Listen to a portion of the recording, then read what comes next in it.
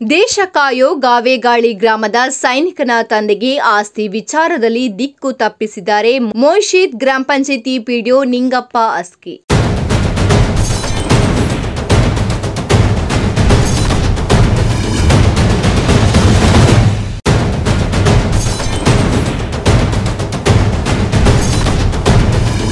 ಹೌದು, ಬೆಳಗಾವಿ ಜಿಲ್ಲೆಯ ಖಾನಾಪುರ ತಾಲೂಕಿನ ಮೋಷಿತ್ ಗ್ರಾಮ ಪಂಚಾಯಿತಿ ವ್ಯಾಪ್ತಿಯ ಗಾವೇಗಾಳಿ ಗ್ರಾಮದ ದೇಶ ಕಾಯುವ ಸೈನಿಕರಾದ ಮಹಾದೇವ್ ಗಾವಾಡ ಎಂಬವರ ತಂದೆ ಪಾಂಡುರಂಗ ಗಾವಾಡ ಅವರ ಹೆಸರಿನಲ್ಲಿದ್ದ ಗಾವೇಗಾಳಿ ಗ್ರಾಮದ ಆಸ್ತಿ ನಂಬರ್ 7 ಪಾಂಡುರಂಗ ಗಾವಾಡ ಅವರು ಮೊದಲಿನಿಂದಲೂ ಈ ಆಸ್ತಿಗೆ ಕರೆ ತುಂಬಿಕೊಂಡು ಬಂದಿದ್ದಾರಂತೆ. ಆದರೆ ಕಳೆದ 2 ವರ್ಷಗಳ ಹಿಂದೆ ಈ ಆಸ್ತಿಯನ್ನು ಲಾಭಿಗೆ ಒಳಗಾಗಿ ಬೇರೆಯವರ ಹೆಸರಿಗೆ ವರ್ಗಾವಣೆ ಮಾಡಿದ್ದಾರೆಂಬ ಆರೋಪವನ್ನು ಸೈನಿಕನ ತಂದೆಯಾದ ಪಾಂಡುರಂಗ ಅವರು ಆರೋಪ ಮಾಡುತ್ತಿದ್ದಾರೆ. ಇನ್ನು ಈ ಗಾವೇಗಾಳಿ ಆಸ್ತಿ ನಂಬರ್ 7ಕ್ಕೆ ತಾನು ತುಂಬಿದ ರಶೀದಿಯ ಮಾಹಿತಿ ಕೊಡಲು ಮೋಷಿತ್ ಗ್ರಾಮ ಪಂಚಾಯಿತಿ ಪಿಡಿಒ ಹಾಗೂ ಸಿಬ್ಬಂದಿ ಸದಸ್ಯರು ದಿಕ್ಕು ತಪ್ಪಿಸುತ್ತಿದ್ದಾರೆ. ತಾವು ಈ ಬಗ್ಗೆ ಬೆಳಗಾವಿ ಜಿಲ್ಲಾ ಪಂಚಾಯತ್ ಸಿಇಒ ರಾಹುಲ್ ಶಿಂದೆಯನ್ನು ಭೇಟಿಯಾಗಿ ಈ ಬಗ್ಗೆ ಮನವಿ ಕೊಟ್ಟ ನಂತರ ಅವರ ಆದೇಶದ ಮೇರೆಗೆ ನಕಲಿ ದಾಖಲೆಯನ್ನು ಸೃಷ್ಟಿಸಿ ನೆಪ ಮಾತ್ರಕ್ಕೆ ಅಧಿಕಾರಿಗಳನ್ನು ಕಳಿಸಿ ಅವರ ಜೊತೆ ಫೋಟೋ ಹೊಡೆಸಿಕೊಂಡು ಹೋಗಿ ಬೆಳಗಾವಿ ಜಿಲ್ಲಾ ಪಂಚಾಯತ್ ಸಿಇಒ ಅವರನ್ನು ದಿಕ್ಕು ತಪ್ಪಿಸುತ್ತಾರೆ ಎನ್ನುತ್ತಾರೆ ಪಾಂಡುರಂಗ ಓಮಣ್ಣ. ಇನ್ನು ಇವರು ತಮ್ಮ ಆಸ್ತಿಗಾಗಿ ಹೋರಾಟ ಮಾಡುತ್ತಿರುವುದಕ್ಕೆ ಇವರನ್ನು ಬಹಿಷ್ಕಾರ ಹಾಕಿದ್ದಾರಂತೆ. ಇನ್ನು ಗಾವೇಗಾಳಿ ಗ್ರಾಮ ಪಂಚಾಯಿತಿ ಸದಸ್ಯ ಪತಿಯು ತನ್ನ ಪತ್ನಿಯ ಹೆಸರಿನಲ್ಲಿ ಗ್ರಾಮದಲ್ಲಿ ದಬ್ಬಾಳಿಕೆ ಮಾಡುತ್ತಿದ್ದಾರೆಂದು ಆರೋಪ ಕೇಳಿಬರುತ್ತಿದೆ. ಆದ್ದರಿಂದ ಈ ಸೈನಿಕನ ತಂದೆ ತಾಯಿಗಳು ನಮ್ಮ ನ್ಯೂಸ್ ಸಮೂಹ ರಾಜ್ಯ ಉಪಸಂಪಾದಕ ಬಸವರಾಜ್ ಅವರ ಗಮನಕ್ಕೆ ತಂದು ಸಾದರಿ ಪ್ರಕಾರ ಈ ಗಾವೇಗಾಳಿ ಗ್ರಾಮಕ್ಕೆ ಭೇಟಿ ಕೊಟ್ಟು ಸಮಗ್ರವಾಗಿ ವರದಿ ತಯಾರಿಸಿ ಮೋಷಿತ್ ಗ್ರಾಮದ ಪಿಡಿಒ ಅವರಿಗೆ ಈ ಸಮಸ್ಯೆ ಬಗ್ಗೆ ಸ್ಪಷ್ಟನೆ ಕೇಳಿದರೆ ನನ್ನನ್ನು ಜೈಲಿಗೆ ಹಾಕಿಸಲಿ ಎಂದು ನಿರ್ಲಕ್ಷ್ಯದ ಮಾತುಗಳನ್ನು ಆಡುತ್ತಿದ್ದಾರೆ. ಏನಿದೆ ಗ್ರಾಮ ಪಂಚಾಯತಿ ದಾಖಲಾತಿ ಯಾವ ರೀತಿ ಇದೆ ಅದರ ಪ್ರಕಾರ ನಾನು ಮಾಹಿತಿ ಕೊಟ್ಟಿದ್ದೀನಿ.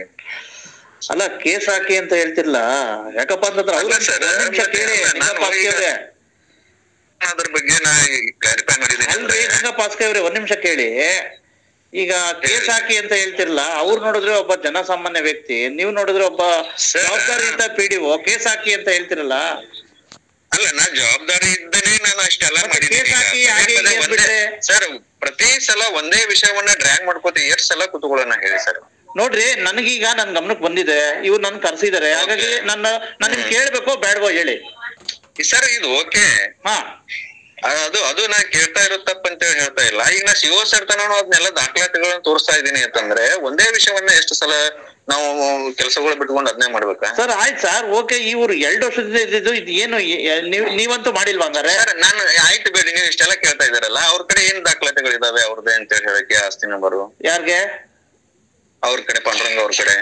ಇಲ್ಲಿ ಕೊಡ್ತೀನಿ ನೋಡಿ, ಮಾತಾಡಿ ಸರ್. ನಾ ಮಾತಾಡಿದ್ದೀನಿ ಅವ್ರ ಜೊತೆ, ಅಲ್ಲೆಲ್ಲ ಅವ್ರ ಮನ್ಯಾಗ ಹೋಗಿ ಚಾ ಕುಡಿದು ಬಂದೇನ್ರಿ ನಾ. ಅವ್ರ ಜೊತೆ ಎಲ್ಲ ಅವ್ರು ನಮ್ಗೇನ್ ಗೊತ್ತಿಲ್ಲ, ಪಾಂಡುರಂಗ ನಮ್ಮ ನಾಗರಿಕರೇ ಅವರು. ಮತ್ತೆ ನಾಗರಿಕರೇ ಅಂತಂದ್ರೆ ಕೇಸ್ ಹಾಕಿ ಅಂತ ಅಂದ್ಬಿಟ್ಟು ಹೇಳ್ತಿರಲ್ಲ ಸರ್. ಅಲ್ಲ, ನೀವು ಅದು ಒಂದೇ ಮಾತು ಹಿಡ್ಕೊಂಡು ನಮಗ್ ಅದನ್ನೇ ಹೇಳ್ಬಿಡ್ರಿ. ನಾನು ಇವತ್ತೇ ನಿಮ್ಗೆ ಕಾಲ್ ಮಾತಾಡಿದ್ದೀನಿ. ಆಯ್ತು ಸರ್, ಆಯ್ತು. ನಿಮ್ ಕಡೆ ಏನಾದ್ರು ದಾಖಲಾತಿ ಕೊಟ್ಟಿದಾರ ಅದ್ ನಂದೇ ಆಸ್ತಿ ಅನ್ಲಿಕ್ಕೆ? ನೋಡಿ ಸರ್, ಇಲ್ಲಿ ಡಾಕ್ಯುಮೆಂಟ್ ಮಾಡಿದ್ರೆ ನಾನು ಒಂದ್ ನಿಮಿಷ ಕೇಳಿ. ನಾನ್ ನೀವು ಮಾಡಿದೀರಾ ಅಂತ ಕೇಳ್ತಾ ಇಲ್ಲ, ನಾನ್ ನಿಮ್ಗೆ ಏನ್ ಸರ್ ಇದು ಅಂತ ಕೇಳ್ತಾ ಇದ್ದೀನಿ. ಈ ರೀತಿ ಮಾತಾಡ್ತಾವ್ರೆ, ಮತ್ತೆ ನೀವೇ ಮಾಡಿದೀರ ಅಂತ ಹೇಳ್ತಾ ಇದ್ದೀರಲ್ಲ. ನಿಮ್ ಮೇಲೆ ಹಿಂಗ್ ಮಾತಾಡ್ತಾವ್ರಿ ಅಂತ ಹೇಳಿದ್ದು ನೀವ್ ಆ ರೀತಿ ತಿಳ್ಕೊಬಿಟ್ರೆ ನಾನೇನ್ ಮಾಡಕ್ಕಾಯ್ತದ ಹೇಳಿ? ಮತ್ತೆ ಇನ್ನೇನ್ ಹೇಳಿ, ನಾನು ಏನ್ ಮಾಡ್ಲಿ ಹೇಳಿ ಸರ್? ಮತ್ತೆ ನಾನೇನ್ ಕೇಳಿದ್ದು ಹಿಂಗ್ ಮೇಲೆ ಹಿಂಗ್ ಆರೋಪ ಮಾಡ್ತಾವ್ರ ಸರ್? ಏನ್ ಆಯ್ತು, ಓಕೆ. ಈಗ ಆಯ್ತು, ಈಗ ದಾಖಲಾತಿಗಳು ತಗೊಂಡ್ ಹೇಳಿದ್ರೆ ಅದ್ರ ವೆರಿಫೈ ಮಾಡ್ಲಿಕ್ಕೆ ಅವಕಾಶ ಇದೆ ತಾನೇ? ಮತ್ತೆ ಅದು ಬಿಟ್ಟು ಇವರು ದಾಖಲಾತಿ ಕೊಡಲ್ಲ. ನಮ್ ಪಂಚಾಯತಿ ದಾಖಲಾತಿಗಳ ಪ್ರಕಾರ ನಾವ್ ಎಲ್ಲ ಅದನ್ನ ತೋರಿಸ್ತಾ ಇದೀವಿ. ಮತ್ತೆ ಎಲ್ಲರೂ ಸಿಒ ಸರ್ತನ ನಾನು ತೋರಿಸ್ಕೊಂಡು ಬಂದಿದ್ದೀನಿ ಅಂತಂದ್ರೆ ಇವ್ರಿಗೆ ಇನ್ನೂ ಕನ್ವಿನ್ಸ್ ಆಗ್ತಾ ಇಲ್ಲ ಅಂದ್ರೆ ನಾನು ಏನ್ ಮಾಡ್ಲಿ? ಈಗ ಸಿಒ ಸರ್ಗೆ ಅವ್ರು ಕಂಪ್ಲೇಂಟ್ ಮಾಡಿದ್ರು. ಸ್ವತಃ ನಾನು ಆಸ್ತಿ ರಿಜಿಸ್ಟ್ರು ಒರಿಜಿನಲ್ ಎಲ್ಲ ತಗೊಂಡು ಹೋಗಿ ಸಿಒ ಸರ್ಗೂ ಎಲ್ಲ ತೋರಿಸಿ, ಇಲ್ಲಿ ಸರ್ ಮಂಡಳ ಪಂಚಾಯತಿಂದ ಎಲ್ಲೆಲ್ಲಿ ಏನೇನಾಗಿದೆ ಅಂತ ಅದನ್ನ ತೋರಿಸ್ಕೊಂಡ್ ಬಂದಿದ್ದೀನಿ ನಾನು. ಅವ್ರಾದ್ರು ಹೇಳಿದ್ರು, ನೋಡಪ್ಪ ದಾಖಲಾತಿಗಳು ಸರಿಯಾಗಿದ್ದಾವೆ, ಓಕೆ, ಬಟ್ ಆ ಓಲ್ಡ್ ಮ್ಯಾನ್ಗೆ ಏನು ಅನ್ಯಾಯ ಆಗಲ್ಲ ನೋಡ್ಕೊರಿ ಅಂತಂದ್ರು. ಸರ್, ಓಕೆ, ದಾಖಲಾತಿ ಈ ರೀತಿ ಇದ್ದಾಗ ನಾವು ಅವ್ರಿಗೆ ಏನ್ ಅನ್ಯಾಯ ಮಾಡ್ತಾ ಇದೀವಿ? ಈಗ ನಾನು ಸ್ಪಷ್ಟತೆ ಕೇಳ್ತಾ ಇದ್ದೀನಿ ಅಷ್ಟೇ. ನೀವು ಮಾಡಿದಿರ ಸರ್? ಓಕೆ ಸರ್, ಒಂದ್ ನಿಮಿಷ. ಅವ್ರೇನ್ ಹೇಳ್ತಾವ್ರೆ ಸರ್? ಒಂದ್ ನಿಮಿಷ ಕೇಳಿ. ಅವ್ರೇನ್ ಹೇಳ್ತಾ ಇದಾರೆ? ಹಿಂದೆ ಇದ್ದ ಅಮಾಸ ನಾಯಕ್ ಇದ್ದಾಗ ಬರೋಬ್ಬರಿ ಇತ್ತು ಸರ್. ಇವಾಗ ಇರ್ತಕ್ಕಂತ ಪಿಡಿಒ ಬಂದಾಗಿಂದ ಈ ರೀತಿ ಚೇಂಜ್ ಆಗಿದೆ. ಹಿಂದೆ ಇದ್ರಲ್ಲ ನಿಮ್ಮ ಪಿಡಿಒ ನಾಯಕ್ ಅವರು, ಅವಾಗಿದ್ದಾಗ ಬರೋಬ್ಬರಿ ಸರ್ ಡಾಕ್ಯುಮೆಂಟು. ಇವಾಗ ಈ ಪಿಡಿಒ ಬಂದ್ಮೇಲೆ ಈ ರೀತಿ ಆಗಿದೆ ಅಂತಕ್ಕಂತ ಮಾತು ಹೇಳ್ತಾವ್ರೆ. ಹಂಗೆ ಸರ್ ಅದು ಆಯ್ತಾ? ಇಲ್ಲ ಇಲ್ಲ ಸರ್, ಇನ್ನೊಂದು ನಾನು ಎಲ್ಲ ಕೇಳ್ಬಿಟ್ಟೆ ನಿಮ್ಗೆ ಕಾಲ್ ಮಾಡಿದೀನಿ. ಇವಾಗ ಇದ್ ಒಂದು ಮಾತು ಕೇಳಿ. ಹಾ ಹೇಳಿ. ಒಂದು ಅರ್ಥ ಆಗ್ಬೇಕಾದ್ರೂ ನಾವು ಪ್ರೊಸೀಡಿಂಗ್ಸ್ ಹಾಕೋತೀವಿ. ಒಂದು ಹಕ್ಕು ಬದಲಾವಣೆ ಆಗ್ಬೇಕಾದ್ರೆ ಪ್ರೊಸೀಡಿಂಗ್ಸ್ ಹಾಕೋತೀವಿ. ಒಂದು ಆಸ್ತಿಯನ್ನು ಸೃಜನೆ ಮಾಡ್ಬೇಕಾದ್ರೆ ನಾವು ಪ್ರೊಸೀಡಿಂಗ್ಸ್ ಹಾಕೋತೀವಿ. ಇವ್ದು ಯಾವುದೂ ಇಲ್ಲದಾನೆ ನಾವು ಆಸ್ತಿ ರಿಜಿಸ್ಟರ್ ಅಲ್ಲಿ ಒಂದು ಆಸ್ತಿಯನ್ನ ಬದಲಾವಣೆ ಮಾಡ್ಲಿಕ್ಕೆ ಸಾಧ್ಯನೇ ಇಲ್ಲ. ಮತ್ ಮೋರೋವರ್ ನಾವ್ ಅಂತ ಕೆಲಸ ಒಟ್ಟ ಮಾಡಂಗಿಲ್ಲ. ಮತ್ತೆ ಈಗ ಅವ್ರ ಆಸ್ತಿಗೆ ಅವ್ರದ್ದು ನೀವು ಹೆಂಗೆ ಮನೆ ಪಟ್ಟಿ? ಸರ್ ಇದು ಆಯ್ತು, ನಾ ಏನ್ ಕೇಳ್ತಾ ಇದ್ದೀನಿ, ಇವ್ರು ಓರಲ್ಲಿ ಬ್ಲೇಮ್ ಮಾಡೋದು ಬೇಡ. ಯಾವ ರೀತಿಯಾಗಿದೆ ನಾನು ಚೇಂಜ್ ಆಗಿದೆ ಆಸ್ತಿ ರಿಜಿಸ್ಟರ್ ಏನ್ ಅನ್ನೋದು ಇವ್ರು ದಾಖಲಾತಿ ಥ್ರೂ ಮಾತಾಡ್ಲಿ. ಇವ್ರು RTI ಮಾಹಿತಿಯಲ್ಲಿ ಕೇಳಿದ್ರು, RTI ಕೊಟ್ಟಿದ್ದೀನಿ. ಒರಿಜಿನಲ್ ಇವ್ರ ಮನೆ ಮುಂದೆ ತಗೊಂಡು ಹೋಗಿ ಇವು ಅವರು AD ಅವರು ನಾವು ಸ್ಥಾನಿಕ ಪರಿಶೀಲನೆ ಮಾಡಿ ಒರಿಜಿನಲ್ ಡಾಕ್ಯುಮೆಂಟ್ ಎಲ್ಲ ಇವರು AD ಅವರು ಪರಿಶೀಲನೆ ಮಾಡಿನೇ ಹೋಗಿದ್ದಾರೆ. ಪ್ಲಸ್ ಶಿವ ಸರ್ ತನೂ ಹೋಗಿ ಬಂದಿದ್ದೀವಿ. ಸರ್ ಶಿವ ಸರ್ಗೆ ನಾನು ಹೆಸರು ಚೇಂಜ್ ಮಾಡಿದ್ರೆ ಶಿವ ಸರ್ಗೆ ಗೊತ್ತಾಗಂಗಿಲ್ಲ ಸರ್. ಈಗ ನಾನ್ ಕೇಳೋದಿಷ್ಟೇ, ಒಂದ್ ನಿಮಿಷ. ಅವ್ರಿಗೆ ಗೊತ್ತಾಗಂಗಿಲ್ಲ ಸರ್, ಒಂದ್ ನಿಮಿಷ ಕೇಳಿ. ನಾನ್ ಕೇಳೋದಿಷ್ಟೇ, ನನಗೆ ಸ್ಪಷ್ಟತೆ ಕೊಡಿ. ಏನಪ್ಪಾ ಅಂತಂದ್ರೆ ಈ ಹಿಂದೆ ಪಿಡಿಒ ಇದ್ದಾಗ ಆಗಿಲ್ಲ, ಇವಾಗ ಇದ್ದಾಗ ಮಾಡಿದ್ದಾರೆ ಅಂತ ಹೇಳ್ತಾವ್ರೆ. ಸರ್ ಏನಾಗಿದೆ, ಅದು ಏನಾಗಿದೆ ಅದಕ್ಕೆ ದಾಖಲಾತಿ ಸಲ್ಲಿಸ್ತಾ ಅಂತ ಹೇಳಿ ಸರ್. ಓಕೆ. ಅಲ್ಲ ನಿಮ್ಮ ಅವಧಿಲಂತೂ ಆಗಿಲ್ಲ. ಇಲ್ಲ ಸಾಧ್ಯನೇ ಇಲ್ಲ ಸರ್. ಹಿಂದೆ ಇದ್ದಿದ್ದ ಅವಧಿಲಿ ಆಗಿರೋದು ಸರ್. ಮಂಡಳ ಪಂಚಾಯತಿಂದ ನೀವು ರೆಕಾರ್ಡ್ ನೋಡ್ರಿ. ಓಕೆ. ಮತ್ತೆ ಹಾಗಾದ್ರೆ ಇವ್ರ ಹತ್ರ ಹೆಂಗೆ ನೀವು ಮನೆ ಪಟ್ಟಿ ತುಂಬಿಸ್ಕೊಂಡ್ರಿ? ಸರ್ ನಾವ್ ಒಂದೇ ಮನೆ ಪಟ್ಟಿ ತುಂಬಿದ ದಾಖಲಾತಿ ತೋರ್ಸ ಅಂತ ಹೇಳ್ರಿ, ಒಂದು ರಿಸೀಟ್ ತೋರ್ಸ ಅಂತ ಹೇಳ್ರಿ ಅವ್ರ ಹೆಸರಲ್ಲಿ ಇದ್ದ ಆಸ್ತಿ ನಂಬರ್ದು. ಮತ್ತೆ ಇವ್ರ ಕಡೆಯಿಂದ ಹಿಂದ್ ಉತ್ತಾರ ತಗೊಂಡ್ ಒಂದು ದಾಖಲಾತಿ ತೋರ್ಸ ಅಂತ ಹೇಳ್ರಿ. ಹಾಗಾದ್ರೆ ಬೇಕಾದ್ರೆ ನೀವು ಪಂಚಾಯತಿ ಕಡೆ ಬರ್ರಿ ಸರ್, ನಿಮ್ಮ ಮುಂದೆನೆ ನಾ ಎಲ್ಲ ತೆಗೆದು ತೋರಿಸ್ತೀನಿ. ಮತ್ತೆ ಅವ್ರ ಕಡೆ ಯಾವ್ದಕ್ಕೆ ಏನಾದ್ರು ಅದ್ರ ಪೂರಕವಾದ ದಾಖಲಾತಿಗಳು ಅವ್ರು ಕೊಟ್ಟರು ಅಂತಂದ್ರೆ ಅವ್ರನ್ನೂ ತಗೊಂಬರ್ರಿ ಸರ್. ಈಗ ಪಂಚಾಯತಿಗೆ ಇದೀರಾ ಇವತ್ ರಜಾನು? ರಜಾ ಅಲ್ರಿ ಸರ್, ಇವತ್ ನಾವ್ ಇಲ್ಲಿ ಸರ್ವೆ ಮಾಡ್ತಾ ಇದೀವಿ ಜಾತಿ ಗಣತಿದು. ಇನ್ನೊಂದ್ ಪಂಚಾಯತಿ ಇದೆ ನನಗೆ, ಹಲ್ಗಾ ಗ್ರಾಮ ಪಂಚಾಯತಿ. ಸರಿ ಸರ್, ನೋಡಿ ಈಗ ನಾನು ಬರ್ತೀನಿ. ಯಾಕಪ್ಪ ಅಂದ್ರೆ ನಿಮ್ಮ ಹತ್ರ ಅದು ನಮ್ಮ ಹತ್ರ ಇಲ್ಲ ಅಂತ ಹೇಳ್ಬಿಟ್ಟು ನೀವೊಂದು ಹೇಳಿಕೆ ಕೊಟ್ಬಿಡಿ, ನಾನು ತಗೊಂಡ್ ಹೋಗ್ತೀನಿ ಸರ್. ಸರ್ ಹೆಂಗೆ? ನೀವೊಂದು ಸ್ಟೇಟ್ಮೆಂಟ್ ಕೊಡಿ, ನಾನು ಮಾಡಿಲ್ಲ ಅಂತ ಬಿಟ್ಟು ಈಗ ಆರೋಪ ಮಾಡ್ತಾವ್ರಲ್ಲ ಅವರು. ಸರ್ ಹೆಂಗ್ ಕೊಡಕ್ಕಾಗತ್ತೆ ಸರ್ ಅದು? ಮತ್ತೆ ಈಗ ನೀವು ಮಾಡಿಲ್ಲ ಅಂದ್ರೆ ಕೊಡ್ಬೋದಲ್ಲ ಸರ್? ಸರ್ ಹೆಂಗ್ ಕೊಡ್ತಾರ ಸರ್? ಬಯಟ್ ಕೊಡಕ್ ಸಾಧ್ಯನಾ? ನಮ್ಗೆ ಇವ್ರ ಪರ್ಮಿಷನ್ ಬೇಕು, ಇದಕ್ ಬೇಕು.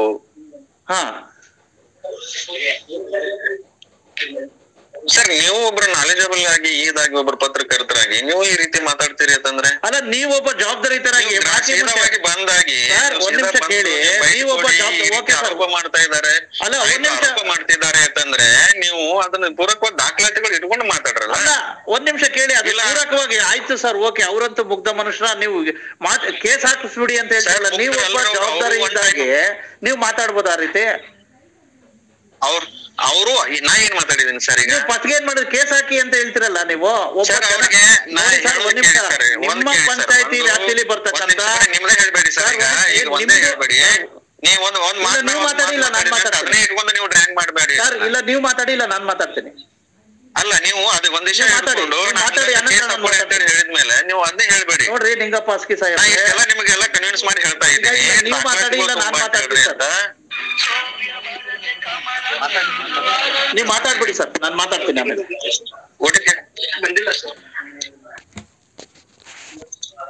ಹಲೋ, ಹೇಳಿ ಸರ್. ನೀವು ಮಾತಾಡಿ ಸರ್, ಆನಂತರ ನಾನು ಮಾತಾಡ್ತೀನಿ.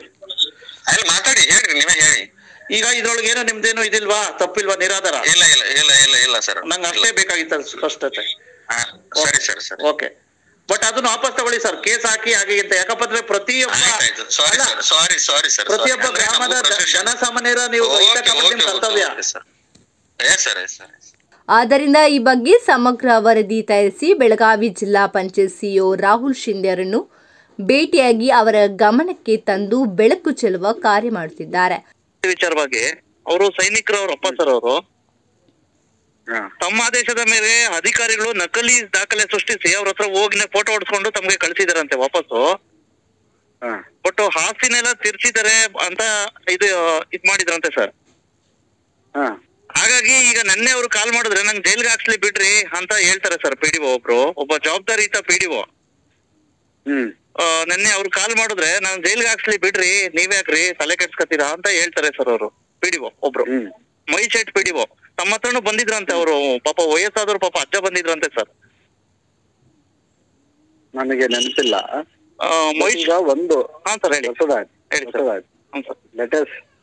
Let us talk like gentleman. Simple, ಗ್ರಾಮ ಪಂಚಾಯತಿ ಅವರು ತಪ್ಪು ಮಾಡಿದಾರಂದ್ರೆ ತಾಲೂಕ್ ಪಂಚಾಯತಿ ಮುಂದ್ಗಡೆ ಕರ್ನಾಟಕ ಪಂಚಾಯತಿ ಆಕ್ಟ್ ಪ್ರಕಾರ ಅವರು ಅಪೀಲ್ ಹಾಕ್ಬೇಕು. ಅಪೀಲ್ ಹಾಕ್ಲಿ, ಅಪೀಲಲ್ಲಿ ಏನಿದೆ ಸರಿಪಡಿಸೋಣ. ಯಾರ ಪರವಾಗಿದೆ ಇವು ಎರಡು ಕಡೆಯಿಂದ ನೋಟಿಸ್ ಕೊಡ್ಬೇಕಾಗತ್ತೆ. ಈಗ ಪಂಚಾಯತ್ ಅವರು ಮಾಡಿದಾರ, ನಾವು ನಮ್ಮ ನಿರ್ದೇಶನದ ಮೇಲೆ ಕೊಟ್ಟಿದ್ದ ದಾಖಲಾತಿ ಮಾಡಿದಾರ. ಹಾ ಸರ್, ನಿಮ್ಮ ಹತ್ರ ಬಂದು ಲೆಟರ್ ಕೊಟ್ಟಿದ್ದೀರಾ ಸರ್, ನೀವು ಅವ್ರಿಗೆ ತಾಲೂಕ್ ಪಂಚಾಯತಿಗೆ ಲೆಟರ್ ಬರ್ತಿದ್ದೀರಾ ಸರ್, ಪ್ಲಸ್ ನೀವು ನಿರ್ದೇಶನ ಕೊಟ್ಟಿದ್ದೀರಂತೆ. ನೋ ಸಿಂಪಲ್, ನನ್ನ ಹತ್ರ ಯಾರೇ ಮನವಿ ಬಂದು ಕೊಟ್ರು ಕೂಡ ದಟ್ ಇಸ್ ದ ಪ್ರೊಸೀಜರ್. ನಾವು ಮುಂದೆ ಅವರಿಗೆ ನೋಡಿ ಅಂತ ಹೇಳ್ತೀವಿ.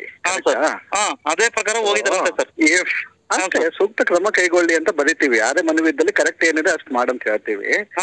If any party is having A problem with that, ಅವರು ಗ್ರಾಮ ಪಂಚಾಯತಿ ಅವ್ರದ್ದು ನಿರ್ಣಯಕ್ಕೆ ಅವರಿಗೆ ಪ್ರಾಬ್ಲಮ್ ಆಗಿದೆ ಅಂದ್ರೆ ಕರ್ನಾಟಕ ಪಂಚಾಯತಿ ಆಕ್ಟ್ ಪ್ರಕಾರ ಅವರು ತಾಲೂಕ್ ಪಂಚಾಯತಿ ಮುಂದ್ಗಡೆ ಹೇಗೆ ನೀವು ತಹಸೀಲ್ದಾರ್ ಆದೇಶ ಏನ್ ಮಾಡ್ತೀರಾ ಹೇಳಿ? ತಹಸೀಲ್ದಾರ್ ಆದೇಶ ಮಾಡಿದ ಮೇಲೆ ಅಪೀಲ್ ಎಲ್ಲಿ ಮಾಡ್ತೀರಾ? ನಾವು DC ಮಾಡ್ತೀವಿ ಸರ್. ಇಲ್ಲ, AC ಮಾಡ್ತೀರಾ ಸರ್? ಅದೇ AC ನಂತರ DC sir. Correct. Same procedure is there. ನಮ್ಮ ಅವರಿಗೆ ಹೇಳ್ಕೊಡಿ, ಒಂದು ಅಪೀಲ್ ಹಾಕ್ಲಕ್ ಹೇಳಿ, ಅದಕ್ಕೆ ವಿಚಾರಣೆ ಮಾಡ್ತಾರೆ.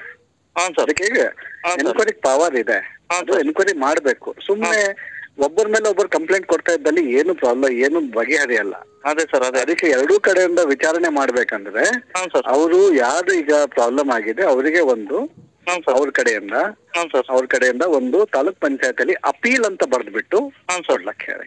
ಅವ್ರ ಎರಡೂ ಪಾರ್ಟಿಗಳಿಗೆ ನೋಟಿಸ್ ಕೊಡ್ತಾರೆ, ಕಾಲಾವಕಾಶ ಕೊಡ್ತಾರೆ, ನೋಡ್ಬಿಟ್ಟು ಸರಿಪಡಿಸ್ತಾರೆ. ಒಂದು ಗ್ರಾಮ ಪಂಚಾಯತಿ ಠರಾವ್ ಕ್ಯಾನ್ಸಲ್ ಮಾಡೋ ಪವರ್ ತಾಲೂಕ್ ಪಂಚಾಯತಿಗಿದೆ ಹೊರತು ಸಿಒಗಿಲ್ಲ ಡೈರೆಕ್ಟ್ ಆಗಿ. ಅಂಡರ್ಸ್ಟ್ಯಾಂಡ್? ಓಕೆ. ಸ್ಥಳೀಯ ಸಂಸ್ಥೆಗಳು ಏನಿದಾವಲ್ವಾ ಸರ್ಕಾರದ್ದು, ಇವು ಎಲ್ಲವೂ ಕೂಡ ಬಹಳ ನೋಡ್ಬಿಟ್ಟು ಒಂದ್ ಸೆಕೆಂಡ್. ಸೊ ಆ ನಿಟ್ಟಿನಲ್ಲಿ ಬಹಳ ನೋಡಿ ಕರೆಕ್ಟ್ ಆಗಿ ಮಾಡ್ಬೇಕಾಗುತ್ತೆ. ಒಂದು ಠರಾವ್ ಅಂದ್ರೆ ಅದು ಡಿಸಿಷನ್ ಆಫ್ ಎ ಗವರ್ನಮೆಂಟ್, ಸ್ಥಳೀಯ ಗವರ್ನಮೆಂಟ್. ಅದಕ್ಕೆ ಕ್ಯಾನ್ಸಲ್ ಆಗ್ಬೇಕಂದ್ರೆ ತಾಲೂಕ್ ಪಂಚಾಯತಿ ಮೇಲೆ ಅಪೀಲ್ ಮಾಡ್ಲಿಕ್ಕೆ ಅವಕಾಶ ಇದೆ. Please get it. ಆಯ್ತು ಸರ್. ಆಮೇಲೆ ಆ PDO ನೋಡಿ ಸರ್, ಜೈಲ್ಗೆ ಹಾಕ್ಸಿ ಅಂತ ಹೇಳ್ತಾರೆ, ಸ್ವಲ್ಪ ಕ್ರಮ ಕೈಗೊಳ್ಳಿ ಸರ್. ಈ ರೀತಿ ಬೇಜವಾಬ್ದಾರಿ ಅನ್ಸಲ್ಲ ಸರ್ ಕೊಡೋದು. ಇಲ್ಲ, ಅದು ಏನಿದೆ ನೋಡೋಣ. ಆಯ್ತಾಯ್ತು, ಚೆನ್ನಾಗಿ ಒಂದ್ ಮಾಡ್ತೀನಿ. ಬಟ್ ಇದು ಅಪೀಲ್ ಮಾಡಕ್ ಹೇಳಿ, ಪ್ರೊಸೀಜರ್ಸ್ ಪ್ರಕಾರ ಹೋಗ್ಲಿ. ನನ್ನ ಮನವಿಗೆ ಬಂದಾಗ ನನ್ನ ಮನವಿ ಇವ್ರದ್ದು ಇದ್ದಲ್ಲಿ ಫಾರ್ವರ್ಡ್ ಮಾಡೋಣ, ಅವ್ರದ್ದು ಫಾರ್ವರ್ಡ್ ಮಾಡೋಣ. ಲೀಗಲ್ ಪ್ರೊಸೀಜರ್ಸ್ ಪ್ರಕಾರ ಲೆಟ್ ದೆಮ್ ಕ್ವಶನ್ ದ ಠರಾವ್ ಕಾಪಿ. ಠರಾವಿಂದ ಆದೇಶ ಬರುತ್ತೆ ಹೊರತು ಆದೇಶದಿಂದ ಠರಾವ್ ಬರಲ್ಲ. ಠರಾವ್ ಒಂದು ಗ್ರಾಮ ಪಂಚಾಯತಿ ನಿರ್ಣಯಗೆ ಅವ್ರ ಅಪೀಲ್ ಮಾಡ್ಬೇಕಾಗಿರುತ್ತದೆ. ಹಲೋ, ಹಾಯ್, ನಮಸ್ಕಾರ. ನಾನು ಬಸವರಾಜ್ ಮಾತಾಡ್ತಾ ಇದ್ದೀನಿ, ಪತ್ರಕರ್ತರು. ವಿಶೇಷವಾಗಿ ಈ ಅರಣ್ಯ ಪ್ರದೇಶದ ಕಾಡಂಚಿನ ಒಂದ್ ರೀತಿ ಮುಗ್ಧ ಜನರನ್ನ, ಮತ್ತೆ ವಿಶೇಷವಾಗಿ ಈ ಅನಕ್ಷರಸ್ಥರನ್ನ, ಮತ್ತೆ ದುಡ್ಕೊಂತಿದ್ದಕ್ಕಂತ ರೈತಾಪಿ ಕುಟುಂಬಗಳನ್ನ ಯಾವ ರೀತಿ ದಿಕ್ಸ್ತಪ್ಸ್ತಾರೆ ಅನ್ನೋದಕ್ಕೆ ಇದೊಂದು ಸ್ಪಷ್ಟ ಉದಾಹರಣೆ. ವಿಶೇಷವಾಗಿ ನಾನು ಹೇಳಲಿಕ್ಕೆ ಹೊರಟಿರ್ತಕ್ಕಂಥದ್ದು ಒಂದ್ ರೀತಿ ಬೆಳಗಾವಿ ಜಿಲ್ಲೆಯ ಖಾನಾಪುರ ತಾಲೂಕಿನ ಮೊಯ್ಸೆಟ್ ಗ್ರಾಮ ಪಂಚಾಯತಿ ವ್ಯಾಪ್ತಿಯ ಗವೇಗಾಳಿ ಗ್ರಾಮದ ಪಾಂಡುರಂಗ್ ಒಮನ್ನ ಗೌಡ ಅಂತಕ್ಕಂಥ ಒಬ್ಬ ಒಂದ್ ರೀತಿ ರೈತ, ಕೃಷಿ ಕಾರ್ಮಿಕ ರೈತನ ದಾರುಣ ಕತೆ. ಯಾಕಪ್ಪ ಅಂತಂದ್ರೆ ಮೊದಲಿಂದನೂ ಸಹ ವಿಶೇಷವಾಗಿ ಗವೇಗಾಳಿ ಗ್ರಾಮದ ಆಸ್ತಿ ನಂಬರ್ 7 35 ವರ್ಷಗಳಿಂದನೂ ಸಹ ಇವರು ಮನೆ ಪಟ್ಟಿ ತುಂಬ್ಕಂತ ಆಸ್ತಿ ನಂಬರ್ 7 ಅಲ್ಲಿ ತುಂಬ್ಕಂತ ಬಂದಿರ್ತಾರೆ. ಆ ಆಸ್ತಿನೂ ಅವ್ರ ಹೆಸರಲ್ಲಿ ಇತ್ತಂತೆ. ಆ ನಂತರ ಅದೇನಾಯ್ತೋ ಗೊತ್ತಿಲ್ಲ, GPMOH 2025-26 2/6/2025 ಪ್ರಕಾರ ಗ್ರಾಮ ಪಂಚಾಯತಿ ರಿಜಿಸ್ಟರ್ ನಲ್ಲಿ ಇವ್ರ ಆಸ್ತಿನ 7 ನಂಬರ್ ಅಲ್ಲಿ 7 ನಂಬರ್ ಆಸ್ತಿಲಿ ಮನ್ಪಟ್ಟಿ ತುಂಬಿಸ್ಕೊಂತ ಬಂದಿದ್ರಲ್ಲ, ಆ ಆಸ್ತಿ ಇವ್ರ ಹೆಸರಾಗಿರಲ್ಲ ಅಂತ ತೋರಿಸ್ಬಿಡ್ತೈತೆ. ವಿಶೇಷವಾಗಿ ಇದು ವ್ಯವಸ್ಥೆ. ಮೊದ್ಲಿಂದನೂ ಸಹ ಒಂದು ಪಾಪ ಕಷ್ಟಪಟ್ಬಿಟ್ಟು ಮನೆಪಟ್ಟಿ ತುಂಬ್ಕೊಂತ ಬಂದ್ರು. ಇದಕ್ಕಿದ್ದಂಗೆ ಅವ್ರ ಆಸ್ತಿ ಎಲ್ಲೋಯ್ತು, ಅವ್ರ ಹೆಸರಾಗಿರ್ತಕ್ಕಂಥ ಆಸ್ತಿ ಯಾರಿಗೆ ಟರ್ನ್ ಆಯ್ತು? ಮೊದ್ಲಿಂದನೂ ಸಹ ಇವ್ರ ಮನೆಪಟ್ಟಿ ಯಾಕೆ ತುಂಬಿಸ್ಕೊಂಡ್ರಿ? ಇವ್ರ ಆಸ್ತಿ ಯಾಕೆ ಇಲ್ಲ ಅಂದ್ರೆ ಯಾಕೆ ತುಂಬಿಸ್ಕೊಂಡ್ರಿ ಅಂತಕ್ಕಂಥದ್ದು ನನ್ನ ಪ್ರಶ್ನೆ. ಮತ್ತೆ ಆ ಪಿಡಿಒ ಅವ್ರಿಗೆ ಈಗ ಕಾಲ್ ಮಾಡಿದೆ ನಾನು, ಸರ್ ಇದ್ರ ಬಗ್ಗೆ ಸ್ಪಷ್ಟನೆ ಕೊಡಿ, ಹಿಂಗೆ ಪಾಂಡುರಂಗ ಒಮ್ಮನ್ನ ಗೌಡ ಅನ್ನೋರು ಆರೋಪ ಮಾಡ್ತಾವ್ರೆ ಅಂತ. ಅವ್ರು ಹೇಳ್ತಾರೆ ಪಿಡಿಒ ನನ್ನ ಮೇಲೆ ಕೇಸ್ ಹಾಕಕ್ ಹೇಳಿ ಅಂತ ಹೇಳ್ತಾರೆ. ಮಾನ್ಯ ಸಿಒ ಸಾಹೇಬ್ರು, ಮಾನ್ಯ ಪಂಚಾಯತ್ ರಾಜ್ ಇಲಾಖೆ ಸಚಿವರು ದಯವಿಟ್ಟು ಕೇಳಿಸ್ಕೊಳ್ತಕ್ಕಂತ ಮತ್ತೆ ನೋಡ್ಬೇಕಾದಂತ ಸ್ಟೋರಿ ಇದು. ಪಾಪ ಪಾಂಡುರಂಗ ಒಮ್ಮನ್ನ ಗೌಡ ಅವರು ಈ ಒಂದು ಆಸ್ತಿಗೋಸ್ಕರ, ತಾನು ಮನೆಪಟ್ಟಿ ಕಟ್ಟಿರ್ತಕ್ಕಂಥ ಆಸ್ತಿಗೋಸ್ಕರ ಅಪ್ ಟು ಜಿಲ್ಲಾ ಪಂಚಾಯತಿ ಸಿಇಒರ್ಗೂ ಬಂದಿದ್ದಾರೆ. ಸಿಇಒ ಅವರು ಒಂದು ಲೆಟರ್ ಬರೆದ್ಬಿಟ್ಟು ಆ ಅಧಿಕಾರಿಗಳನ್ನ ಕಳಿಸ್ತಾರೆ. ಕಳಿಸ್ದಾಗೂ ಸಹ ಅಲ್ಲಿ ತಪ್ಪು ಮಾಹಿತಿ ಕೊಟ್ಟಿದ್ದಾರೆ ಅಂತ ಹೇಳ್ಬಿಟ್ಟು ಇವ್ರು ಆರೋಪ ಮಾಡ್ತಾರೆ. ಈ ರೀತಿ ಆಗ್ಬಿಟ್ರೆ ಪ್ರಜಾಪ್ರಭುತ್ವ ವ್ಯವಸ್ಥೆಯಲ್ಲಿ ಯಾವ ರೀತಿ ಮುಗ್ಧ ಜನರಿಗೆ ನ್ಯಾಯ, ಯಾವ ರೀತಿ ಒಂದ್ ರೀತಿ ಸಾಮಾನ್ಯ ಜನರಿಗೆ ನ್ಯಾಯ ಅಂತಕ್ಕಂಥದ್ದೇ ಒಂದ್ ರೀತಿ ತರ್ಕದ ವಿಷಯ. ಪಾಪ ಇವರು ಕಾಲ್ ಮಾಡಿದ್ರು, ನಂಗೆ ಕಾಲ್ ಮಾಡಿ ಹಿಂಗ್ ಸಮಸ್ಯೆ ಆಗಿದೆ, ಅಧಿಕಾರಿಗಳು ಸಹ ಆ ರೀತಿ ಇದ್ ಮಾಡ್ತಾವ್ರೆ. ಆ ಊರಾಗ ಯಾರೋ ಒಬ್ಬ ಪುಣ್ಯಾತ್ಮ ಇದ್ದಾನಂತೆ, ಗ್ರಾಮ ಪಂಚಾಯತಿ ಸದಸ್ಯ. ಬಹುಶಃ ಆ ಗ್ರಾಮ ಪಂಚಾಯತಿ ಸದಸ್ಯರು ಅಥವಾ ಏನಾರು ಅವನು ಆ ಬ್ರೋಕರು ಅಥವಾ ಯಾರೋ ಪರವಾಗಿ ಲೋಬಿ ಮಾಡ್ತಾವನೋ ಗೊತ್ತಿಲ್ಲ. ಬಹುಶಃ ಇವ್ರು ಕಟ್ಟಿರ್ತಕ್ಕಂಥ ಆಸ್ತಿನ ಆ ಬೇರೆ ಹೆಸರು ಬಳಕೆ ಅವ್ರದ್ದು ಪಾದ್ರ ಇದೆ ಅಂತ ಹೇಳ್ತಾರೆ. ಹಾಗಾಗಿ ನಾನ್ ಕೇಳೋದಿಷ್ಟೇ, ಪಾಪ ಇವ್ರ ಮಗನೂ ಸಹ ಏನೋ ಒಬ್ಬ ಸೈನಿಕ, ಮಹಾದೇವ್ ಏನ್ ಹೇಳ್ರಿ ನಿಮ್ ಮಗನ ಹೆಸರು? ಮಹಾದೇವ್ ಓಮನ್ನ ಗೌಡ ಅಂತಕ್ಕಂಥವ್ರು ಪಾಪ ಸೈನಿಕ. ಇವ್ರ ಮಗ ಇರೋದು ಎಲ್ಲೋ ಪಾಪ ಅಲ್ಲೆಲ್ಲೋ ದೇಶ ಸೇವೆ ಮಾಡಕ್ ಹೋಗವ್ರೆ. ಇಂಥ ಪರಿಸ್ಥಿತಿಲಿ ಪಾಪ ಇವರು ವಯಸ್ಸಾದ್ರು 76 ವರ್ಷ ಈ ಹೆಣ್ಮಗಳು. ಪಾಪ ಇವರು ಈ ಆಸ್ತಿ ಹಕ್ಕುಗೋಸ್ಕರ ಪದೇ ಪದೇ ಆ ತಾಲೂಕ್ ಪಂಚಾಯತಿ, ಜಿಲ್ಲಾ ಪಂಚಾಯತಿ ಮೆಟ್ಲೆಟ್ಟಿದ್ದಾರೆ. ಇಲ್ಲಿವರೆಗೂ ಸಹ ಅವ್ರಿಗೆ ಬರೇ ಲಿಖಿತ ರೂಪದಲ್ಲಿ ಲೆಟರ್ ಕಳಿಸ್ತಾವ್ರೆ, ಪರಂತು ನಿಜವಾಗೂ ನ್ಯಾಯ ದೊರಕಿಲ್ಲ. ಆಯ್ತಪ್ಪ, ಓಕೆ. ಈಗ ನಾನ್ ನಿಮ್ ಕೇಳ್ತೀನಿ, ಆ ಪಿಡಿಒ ಸಾಹೇಬ್ರಿಗೆ ಮತ್ತೆ ತಾಲೂಕ್ ಪಂಚಾಯತಿ ಇವಾಗೆ ಈಗ ಓಕೆ ಇವ್ರ ಹೆಸರಾಗಿಲ್ವಾ, ಆ ಆಸ್ತಿ ಮುಕ್ಕು ಅವ್ರ ಹೆಸರಾಗಿದ್ರೆ ತೋರ್ಸಕ್ಕೆ ನಾವು ನಿಮ್ಗೆ ಆಯ್ತಾ? ಆಸ್ತಿ ಮುಕ್ ತೋರ್ಸ್ರಲ್ಲ ಅವ್ರ ಹೆಸರಿಗೆ ಯಾವ ರೀತಿ ಆಯ್ತು ಅನ್ನೋದು. ಆ ತೋರ್ಸು ಇಲ್ಲ, ಯಾತದಿಲ್ಲ, ಮನ್ಪಟ್ಟಿ ತುಂಬಿರೋರು ಇವರು. ಇತ್ತೀಚೆಗೆ ಏನೋ 2/6/2025 ನೀವು ತಗೊಂಡೋಗಿ ಬೇರೆ ಹೆಸರು ಮಾರ್ಬಿಟ್ರೆ ಯಾವ ರೀತಿ ರೀ ಇದು ಸ್ವಾಮಿ? ಒಬ್ರ ಆಸ್ತಿನ ಯಾವ ರೀತಿ ಇದ್ ಮಾಡ್ತೀರಾ? ಹಾಗಾಗಿ ಇವತ್ತು ನನಗೆ ಕರೆಸಿದ್ದಾರೆ, ಪತ್ರಿಕಾಗೋಷ್ಠಿ ಮಾಡಿ ಅವರು ಲೋಕಾಯುಕ್ತ ಕೊಡ್ತೀವಿ ಅಂತ ಹೇಳ್ಬಿಟ್ಟು ಕಂಪ್ಲೇಂಟ್ ಕೊಟ್ಟಿದ್ದಾರೆ. ದಯವಿಟ್ಟು ಇಂಥ ಈ ರೀತಿ ಆ ಪಿಡಿಒನು ಮಾತಾಡೋದು ನೋಡ್ಬಿಟ್ರೆ ಒಂಥರ ಏನಪ್ಪಾ ಅಂತಂದ್ರೆ ತಂದೇನು ತಪ್ಪಿಲ್ಲ ರೀತಿ ಮಾತಾಡ್ತಾರೆ. ಮಂಡಲ್ ಪಂಚಾಯತ್ ಆಗಿತ್ತು ಅಂತ ಹೇಳ್ತಾರೆ ಅವರು. ಅದು 2/6/2025 ಪ್ರಕಾರ ಹೆಂಗಾಯ್ತು? ಅಲ್ಲವರೆಗೂ ಯಾಕೆ ಮನೆಪಟ್ಟಿ ತುಂಬಿಸ್ಕೊಂಡ್ರಿ? ಇದೇನಾ ಒಬ್ಬ ದೇಶ ಸೇವೆ ಮಾಡ್ತಕ್ಕಂಥ ಸೈನಿಕರ ಕುಟುಂಬ, ಅವರ ತಂದೆ ತಾಯಿಗಳು ಪಾಪ ಇವರು ಬೀದಿಗೆ ಬೀಳ್ತಕ್ಕಂಥ ಪರಿಸ್ಥಿತಿಗಳಾಗೈತೆ ನೋಡಿ. ಮಾನ್ಯ ಜಿಲ್ಲಾಧಿಕಾರಿಗಳೇ, ಮಾನ್ಯ ಮುಖ್ಯಮಂತ್ರಿಗಳೇ, ದಯವಿಟ್ಟು ಇಂಥವ್ರಿಗೆ ನ್ಯಾಯ ದೊರಸ್ಕೊಡಿ ಪಾಪ ಅಂತಕ್ಕಂಥದ್ದು ನನ್ನ ಪ್ರಶ್ನೆ. ಈಗ ಬನ್ನಿ ಅವರು ಏನ್ ಹೇಳ್ತಾರೆ. ಇನ್ನಾದರೂ ಈ ಸೈನಿಕನ ಕುಟುಂಬಕ್ಕೆ ನ್ಯಾಯ ಸಿಗುತ್ತದೆ ಎಂದು ಕಾದು ನೋಡಬೇಕಾಗಿದೆ. ವರದಿ ಬಸವರಾಜ್ ರಾಜ, ಉಪಸಂಪಾದಕ, ಬೆಳಗಾವಿ.